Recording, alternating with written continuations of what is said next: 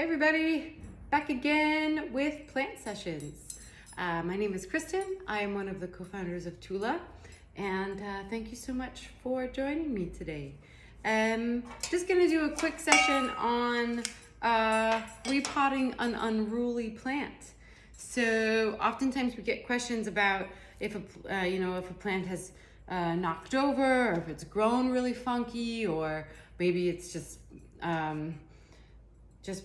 done this. It's just growing in all types of directions and you'd like it to grow in one direction. So I'm just going to show you how I would do that. This is also a great example of when I don't actually increase the size of a planter when I replant. So I'm actually going to replant this Portulacaria in a 5-inch bell planter, and this is a 6-inch grow pot, so it's actually a little bit smaller. And the reason is I want it to get tighter so that it's basically forced up. A Portulacaria grows wildly anyway, so it's just doing its natural thing. So I'm just gonna force it to do something different.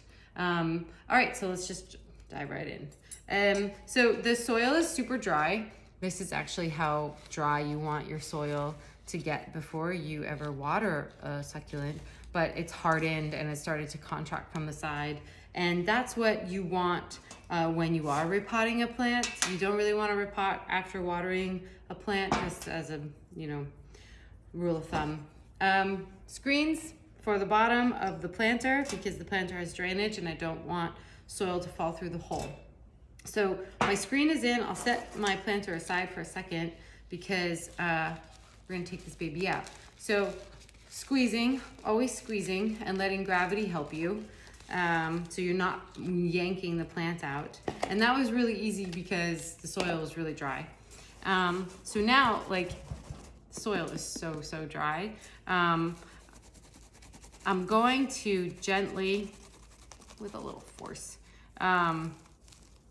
take this root ball apart because I want to want this Portulacaria to go like this instead of this.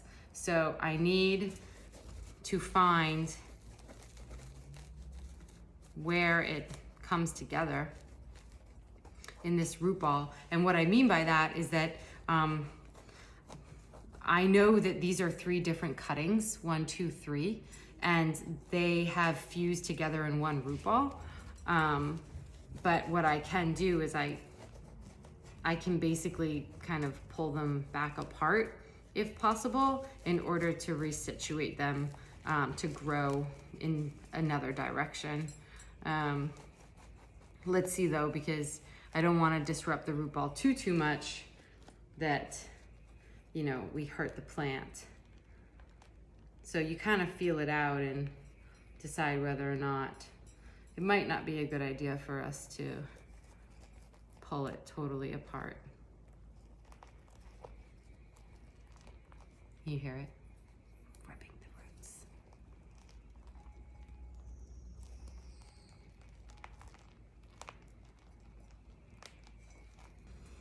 roots. Okay, baby. So sorry, but you'll be okay. I know you're tough. All right, there's 1, 2, and 3. Okay, now it's like a flower arrangement. See what I was trying to do? So, going to get it. And if I wanted to, I could just remove this entirely and plant this guy into a whole new, look at how pretty that foliage is, into a whole new pot on its own. But they look so beautiful together, so let's leave them be. Okay, so that is how I want it to be. Let's see if it wants to be that way. So I didn't just put any soil, and if you have watched one of my past potting tutorials, I'm going against something that I talked about. One thing is disturbing the roots the way that I just did, and the second is burying the roots. I'm comfortable doing this because I know that I can give it a really good environment to grow. But if you don't have a really great environment at home, then you might not want to bury your roots too much, or, you know, rip your root ball apart the way that I just did. Okay, I don't know if it's gonna stay.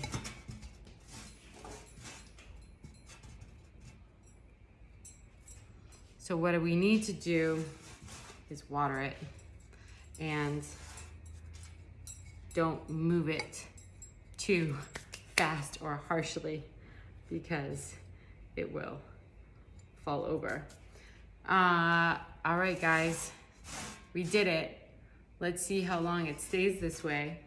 So you remember what it looked like before, and basically I just ripped apart the root ball because I knew that these were 3 different cuttings that I could rearrange so that they grew upright instead of out.